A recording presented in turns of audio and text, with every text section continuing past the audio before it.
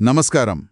ఈరోజు మనం ఇంగ్లీష్ గ్రామర్లో ఒక ముఖ్యమైన విషయం గురించి వివరంగా తెలుసుకుందాం. అవును, అదేంటంటే simple present tense. Simple present tense వినడానికి సింపుల్గానే ఉంది. నిజమే, ఇది చాలా ముఖ్యమైనది కూడా. ఇంగ్లీష్లో మాట్లాడాలన్నా రాయాలన్నా దీని గురించి తెలియాలి.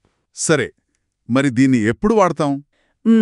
ముఖ్యంగా మనం రోజూ చేసే పనులుంటాయి కదా, అంటే నిద్ర లేవటం, తినడం లాంటివా. అవును, మన దినచర్యలు, అలవాట్లు, వీటి గురించి చెప్పడానికి. ఇంకా సాధారణంగా నిజమైన విషయాలు అంటే ఎప్పటికీ మారనివి ఉంటాయి కదా.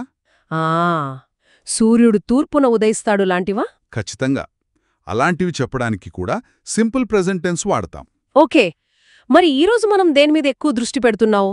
ఈరోజు మనం ఐ, యు, వి, దే ఈ సబ్జెక్ట్స్ వచ్చినప్పుడు సింపుల్ ప్రెజెంట్ టెన్స్ వాక్యాలు ఎలా ఉంటాయో చూద్దాం.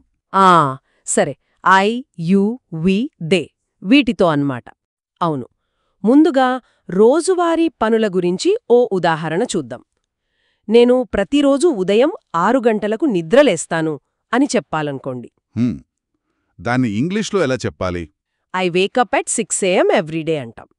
ఇక్కడ వేకప్ అనేది రోజూ చేసే పని. ఓకే, వేకప్ అంటే ఇది సింపుల్ ప్రెజెంట్ టెన్స్లో ఉంది. అవును, అలాగే మేము భారతదేశంలో నివసిస్తాము అని చెప్పడానికి. ఇది నిజంగదా, ఎప్పుడూ ఉండేది.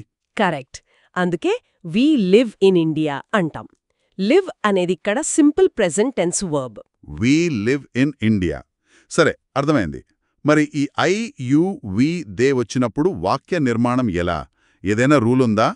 ఉంది, చాలా తేలికైన రూల్. ఈ 4 సబ్జెక్ట్స్ వాడినప్పుడు మనం వర్బ్ యొక్క అసలు రూపాన్ని అంటే బేస్ ఫామ్ని వాడాలి. బేస్ ఫామ్ అంటే వర్బ్ మొదటి రూపమన్నమాట. దానికి ఏమీ కలపకూడదు. ఎస్ గాని ఈఎస్ గాని ఏవీ రావు. ఓ, అంటే ప్లే అంతే, ప్లేస్ కాదు. ఖచ్చితంగా. చాలామంది ఇక్కడే కొంచెం కన్ఫ్యూజ్ అవుతారు. ఎందుకంటే హీ, షీ, ఇట్ వచ్చినప్పుడు ఎస్ చేరుస్తాం కదా. అవును అవును, ఆ తేడా గుర్తుపెట్టుకోవాలి. కానీ ఐ, యు, వి, దేలతో చాలా సింపుల్. వర్బ్ ఎలా ఉందో అలాగే వాడేస్తాం. ఉదాహరణకి నేను క్రికెట్ ఆడతాను అనాలంటే ఐ ప్లే క్రికెట్ అంతే. ప్లే అనేది base form. Okay. You learn English అంటే నువ్వు ఇంగ్లీష్ నేర్చుకుంటావు. ఇక్కడ లర్న్ అంతేనా? అవును, లర్న్ అనేది బేస్ ఫామ్, లర్న్స్ కాదు. మరి మేము కలిసి చదువుకుంటాము అనాలంటే వి స్టడీ టుగెదర్. ఇక్కడ కూడా స్టడీ అంతే. సరే, చివరిగా వారు సినిమాలు చూస్తారు. దీనికి దే వాచ్ మూవీస్ కదా, వాచ్ బేస్ ఫామ్. పర్ఫెక్ట్. చూసారా, ప్లే, లర్న్, స్టడీ, వాచ్ ఏ వర్బ్ కూడా మారలేదు. అవును, ఐ, యు, వి, దే వీటన్నిటితోనూ వర్బ్ బేస్ ఫామ్లోనే ఉంది. ఇదే మనం గుర్తుంచుకోవాల్సిన ముఖ్య విషయం. I sing, you sing, we sing, they sing అంతే. చాలా బాగుంది. అంటే సింపుల్గా ఐ, యు, వి, దే సబ్జెక్ట్స్తో సింపుల్ ప్రెజెంట్ టెన్స్లో వర్బ్కి ఎలాంటి అక్షరాలు కలపకూడదు. వర్బ్ మొదటి రూపంలోనే ఉంటుంది. ఖచ్చితంగా అదే. ఈ చిన్న విషయం గుర్తుపెట్టుకుంటే చాలా వాక్యాలు తప్పులు లేకుండా రాయొచ్చు, మాట్లాడొచ్చు. నిజమే, ఇది మంచి బేసిక్ పాయింట్. అవును, దీన్ని గుర్తుపెట్టుకుని సొంతంగా కొన్ని వాక్యాలు ట్రై చేయండి. అంటే మీ ఫ్రెండ్స్ ఏం చేస్తారు, దే ప్లే ఫుట్బాల్ లేదా వీ ఈట్ లంచ్ టుగెదర్ ఇలాగా. మంచి ఐడియా, ప్రాక్టీస్ అవుతుంది. తప్పకుండా, ప్రాక్టీస్ మేక్స్ పర్ఫెక్ట్ అంటారు కదా, అలా ప్రయత్నిస్తూ ఉంటే సులభంగా వస్తుంది.